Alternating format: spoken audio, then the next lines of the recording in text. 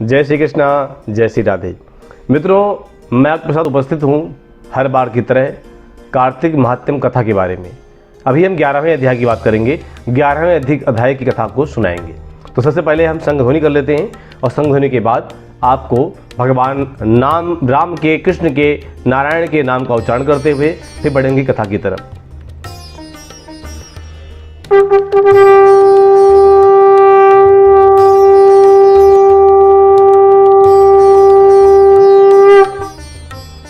संध्वनि के उपरांत भगवान के नाम का उच्चारण।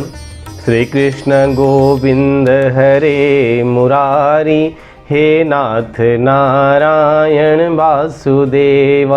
श्री कृष्ण गोविंद हरे मुरारी, हे नाथ नारायण वासुदेव। हे नाथ नारायण वासुदेव, हे नाथ नारायण वासुदेव। हे नाथ नारायण वासुदेव, हे नाथ नारायण वासुदेव। श्री कृष्ण गोविंद हरे मुरारी, हे नाथ नारायण वासुदेव। वासुदेव भगवान की जय। तो दर्शकों, इस 11वें अध्याय की कथा में एक बार सागर पुत्र जलंधर अपनी पत्नी वृंदा सहित असुरों से सम्मानित हुआ। सभा में बैठा था, तभी गुरु शुक्राचार्य का वहां आगमन होता है। उनके तेज से सभी दिशाएं प्रकाशित हो गई। गुरु शुक्राचार्य को आता देखकर सागर पुत्र जलंधर ने असुरों सहित उठकर बड़े आदर से उन्हें प्रणाम किया। गुरु शुक्राचार्य ने सबको आशीर्वाद दिया।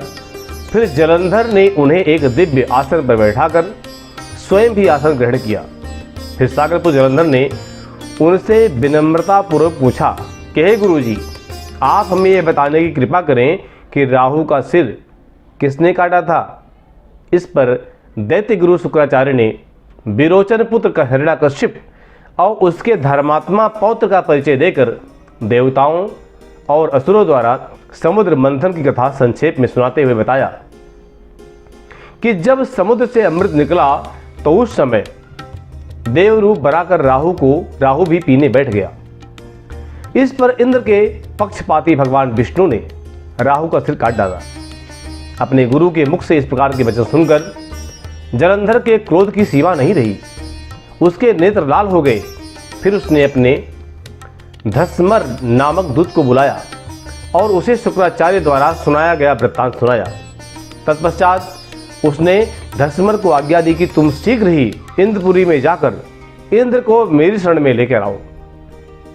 धस्मर जलंधर का बहुत आज्ञाकारी एवं निपुण दूत था। वह जल्द ही इंद्र की सुधर्मा नाम की सभा में जा पहुंचा और जलंधर के शब्दों में इंद्र से बोला कि हे देवताधम, तुमने समुद्र का मंथन क्यों किया और मेरे पिता के समस्त रत्नों को क्यों ले लिया। ऐसा करके तुमने अच्छा नहीं किया है। यदि तू अपना भला चाहता है तो उन सब रत्नों एवं देवताओं सहित मेरी शरण में आ जा, अन्यथा मैं तेरे राज्य का ध्वंस कर दूंगा। इसमें कुछ भी मिथ्या नहीं है। इंद्र बहुत विस्मित हुए और कहने लगे कि पहले मेरे भय से सागर ने सब पर्वतों को अपनी कुक्षी में क्यों स्थान दिया और उसने मेरे शत्रु दैत्यों की क्यों रक्षा की। इसी कारण मैंने उनके सब रत्न हरण किए हैं। मेरा द्रोही सुखी नहीं रह सकता, इसमें संदेह नहीं। इंद्र की ऐसी बात सुन करके वह दूत शीघ्र ही जलंधर के पास आया और सब बातें कह सुनाई। उसे सुनते ही वह दैत्य मारे क्रोध के अपने ओष्ठ फड़फड़ाते हुए और देवताओं पर विजय प्राप्त करने के लिए उसने उद्योग आरंभ कर दिया। फिर तो सब दिशाओं पाताल से करोड़ों करोड़ों दैत्य उसके पास आने लगे। शुंभ निशुंभ आदि करोड़ों सेनापतियों के साथ जलंधर इंद्र से युद्ध करने लगा।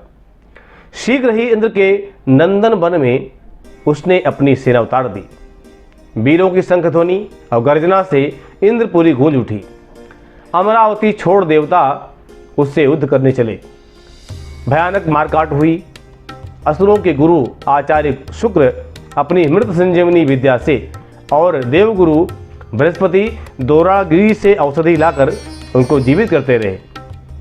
इस पर जलंधर ने क्रुद्ध होकर कहा कि मेरे हाथ से मरे हुए देवता जी कैसे जाते हैं, जिलाने वाली विद्या तो आपके पास न है।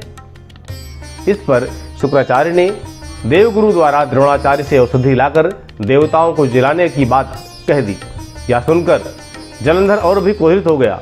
फिर शुक्राचार्य जी से कहा कि यदि शक्ति हो तो द्रोणागिरी को उखाड़कर समुद्र में फेंक दो, तब मेरे कथन की सत्यता प्रमाणित हो जाएगी। इस पर जलंधर कुपित होकर जल्द ही द्रोणागिरी पर्वत के पास पहुंचा और अपनी भुजाओं से पकड़कर द्रोणागिरी पर्वत को उखाड़ करके समुद्र में फेंक दिया। यह तो भगवान शंकर का तेज था, इसमें जलंधर की कोई विचित्रता नहीं थी। तत्पश्चात यह सागर पुत्र युद्ध भूमि में आकर के बड़े तीव्र गति से देवताओं का संहार करने लगा। तब द्रोणाचार्य जी औषधि लेने गए तो द्रोणाचल को उखड़ा हुआ शून्य पाया। वह भयभीत हो देवताओं के पास आए और कहा कि युद्ध बंद कर दो, जलंधर को अब नहीं जीत सकोगे। पहले इंद्र ने शिव जी का अपमान किया था। यह सुन देवता युद्ध में जय की आशा त्याग कर इधर उधर भाग गए। सिंधुसुत निर्भय हो अमरावती में घुस गया। इंद्र आदि सब देवताओं ने गुफाओं में शरण ले ली।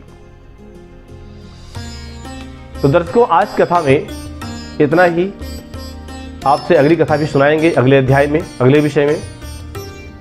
लेकिन मेरा निवेदन है कि आप भगवान के नाम की जय जयकारी, कार्तिक का महीना है, जो भी देवियाँ, जो भी माताएं, जो भी बहनें इस कथा को सुन रही हैं, मेरे सभी से निवेदन है कथा के उपरांत 2-4 भगवान के भजन आप जरूर गाएं। ये तो एक लाइव कार्यक्रम हमारा होता है, इसमें मतलब इतना नहीं है, लेकिन हाँ प्रयास करेंगे कि आपको भजन भी सुनाएंगे हम, लेकिन आप लोग जरूर गाएं। तुलसा जी की आरती, गंगा की आरती, पथवारी माँ की आरती और ओम जय जगदीश हरे जी की आरती, ये आरतियों को भी आप जरूर गाएं। तो बहुत बहुत धन्यवाद, सादर नमस्कार, जय श्री कृष्णा, जय श्री